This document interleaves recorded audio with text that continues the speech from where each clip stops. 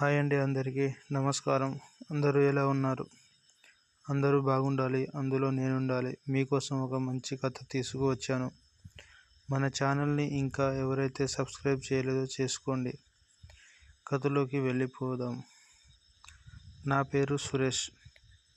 నేను ఒక సాఫ్ట్వేర్ ఎంప్లాయీని.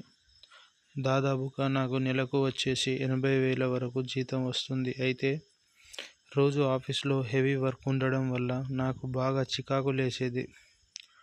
నేను మా ఫ్రెండ్స్ అందరం కలిసి అలా ఎంజాయ్ చేయడానికి రోజు పబ్కి వెళ్ళేవాళ్ళం. అలా సాగిపోతున్న నా జీవితంలో ఒకరోజు మా మామయ్య ఫోన్ చేసి అల్లుడు, నేను రేపు నీ దగ్గరికి రావాలనుకుంటున్నాను. నువ్వు రేపు ఫ్రీగా ఉంటావా అని అడిగాడు. దానికి నేను సరే మామ, రేపు లీవ్ తీసుకుంటాను అని చెప్పాను. ఆ తర్వాత రోజు మా మామయ్య మళ్ళీ కాల్ చేసి, సురేష్, నేను బస్టాండ్లో ఉన్నాను, వచ్చి పికప్ చేసుకోవా అని అన్నాడు.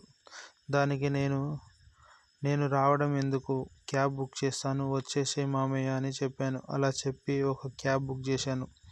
1/2 అవర్కి నా ఫ్లాట్కి మా మామయ్య వచ్చాడు. తనతో పాటు నా మరదల్ని కూడా తీసుకువచ్చాడు. ఏంటి మామయ్య, మరదల్ని ఎందుకు తీసుకొచ్చావు? నువ్వు ఒక్కడివే వస్తానని చెప్పావు కదా, ఏమైంది అని అడిగాను.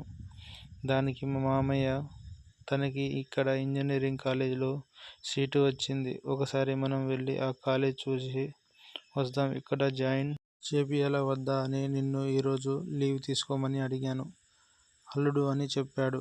దానికి నేను సరే వెళ్దాం మామయ్య, మీరైతే ఫస్ట్ లంచ్ అయితే చేయండి. మనం వెళ్ళి కాలేజ్ ఎలా ఉందో ఏంటి, అందులో ఫ్యాకల్టీ బాగుంటుందా లేదా అన్ని విషయాలు మాట్లాడి నచ్చితే దాంట్లో చేంజ్ చేపిద్దాం, లేకపోతే ఇంకో కాలేజీలో ట్రై చేద్దామని చెప్పాను. దానికి మా మామయ్య సరే అని చెప్పి తొందరగా లంచ్ చేసి వాళ్ళ కాలేజీకి వెళ్ళాము. అక్కడ వెళ్ళి చూసే వరకు కాలేజ్కి నా మరదలకి బాగా నచ్చింది. మాకు కూడా ఓకే అనిపించింది కాబట్టి తనని అందులోనే జాయిన్ చేశాము. తర్వాత మళ్ళీ నా ఫ్లాట్కి వెళ్ళాము. ఆ రోజు రాత్రికి మా మామయ్యకు తగిన మర్యాదలు చేసి తర్వాత రోజు మా మామయ్య వాళ్ళను బస్టాండ్లో దింపేద్దామని తీసుకెళ్ళాను. అక్కడికి వెళ్ళగానే నా మరదలు వాళ్ళ డాడీతోని, నాన్న, నేను బావతో కలిసి ఇంకొక 5 days తర్వాత మన ఇంటికి వస్తాను, కానీ నువ్వు వెళ్ళు అని చెప్పింది. దానికి మా మామయ్య ఎందుకు అని అడిగాడు. దానికి మా మరదలు, ఏం లేదు, హైదరాబాద్ సిటీ నాకు కొత్త కదా, నాకు ఇక్కడ ఫ్రెండ్స్ ఉన్నారు, నేను మా ఫ్రెండ్స్తో కలిసి సిటీ మొత్తం చూద్దామని అనుకుంటున్నాను అని చెప్పింది. అంతలోనే నేను కూడా మామయ్యతో, సరే మామయ్య, వాళ్ళ ఫ్రెండ్స్ ఉంది అని అంటుంది కదా, ఉండనియండి, తనకు కూడా తిరిగినట్టు ఉంటుంది, ఈ సిటీలో అన్నీ తెలుస్తాయి అని చెప్పాను.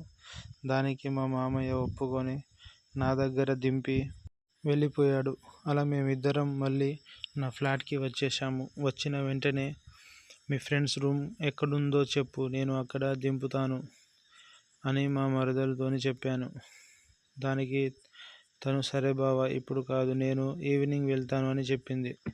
ఖాళీగా ఉండడం ఎందుకని నేను సిస్టమ్ ఓపెన్ చేసి వర్క్ నేను చేసుకుంటూ ఉన్నాను. తను మాత్రం నన్నే చూస్తూ ఉంది. నేను తన వైపు తిరగగానే తన మొబైల్లో ఏదో చూస్తుంది.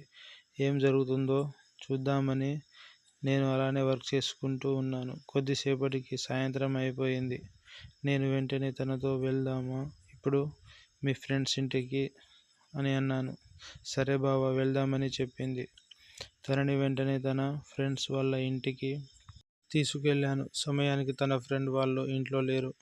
పక్కన వాళ్ళను అడిగితే సమ్మర్ కదా, హాలిడేస్కి వెళ్ళారు అని చెప్పారు. ఏం చేయాలో తెలియక, ఎలా మరి ఇప్పుడు ఎక్కడ ఉంటావు అని నా మరదల్ని అడిగాను.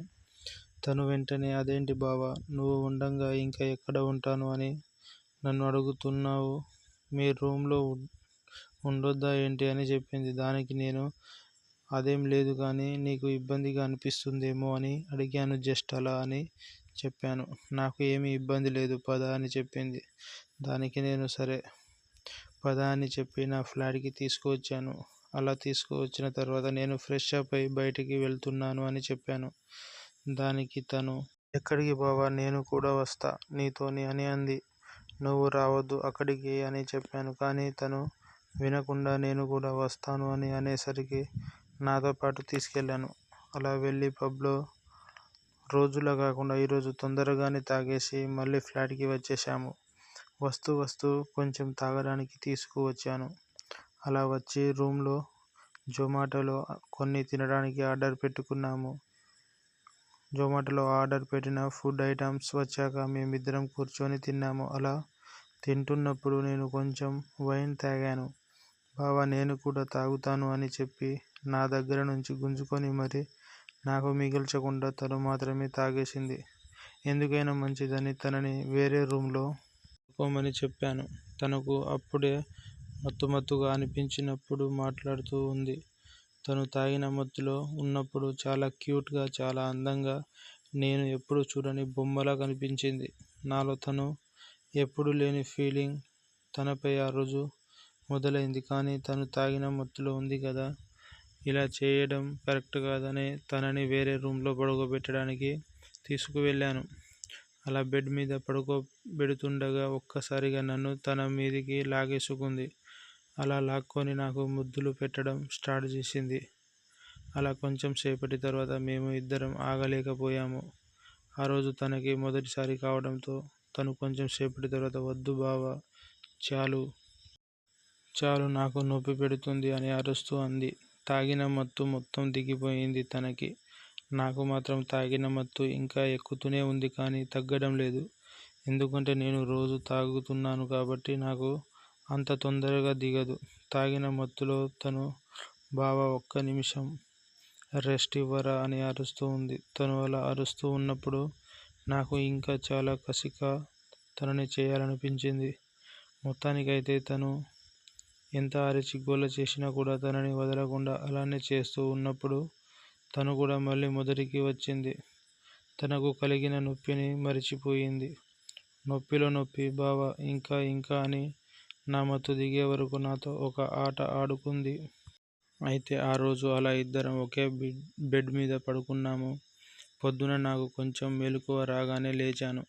లేచి చూస్తే బెడ్ మీద అంతా ఎర్రగా మరకలు చాలా ఎక్కువగా ఉన్నాయి. అదంతా చూసి నా మీద నాకే అసహ్యం వేసింది. కానీ ఏం చేద్దాం, అలా జరిగిపోయింది. నా మరదలు కూడా కొంచెం సేపటికి లేచి తను బాత్రూంలోకి వెళ్ళి మళ్ళీ బయటికి వచ్చేటప్పుడు చాలా నిదానంగా తన కాళ్ళను కొంచెం దూరంగా పెడుతూ నొప్పి పుడుతుంది అని అంటూ నా దగ్గరికి వచ్చింది. నేను తనతో చెప్పాను, నువ్వు తాగిన మత్తులో నన్ను అలా గుంజుకున్నావు. నేను ఎన్నిసార్లు చెప్పినా వినలేదు అని చెప్పాను. దానికి తను సరే బావా, ఈ విషయం ఎవరికీ చెప్పకు. నేను ఇక్కడే ఇంకొక 2 రోజులు ఉండి తర్వాత నా ఫ్రెండ్ ఇంటికి వెళ్తాను అని చెప్పి బావా ఒకసారి బెడ్రూమ్లోకి వస్తావా, బాగా మంట పుడుతుంది అని చెప్పి నన్ను పిలుచుకొని మళ్ళీ ఇంకొకసారి నాతో బాగా కసిగా తన నొప్పిని పోయే వరకు అలానే చేయమని బతిమాలాడింది. ఇలా మా ఇద్దరి మధ్యలో ఆ రోజు నుండి తను కాలేజీ అయిపోయే వరకు ఇద్దరం ఒక దగ్గరే ఉన్నాము. ఇలా మీలో ఎవరికైనా మీ సొంత మరదలితో ఇలాంటి అనుభవం ఏమైనా ఉంటే కామెంట్లో చెప్పండి.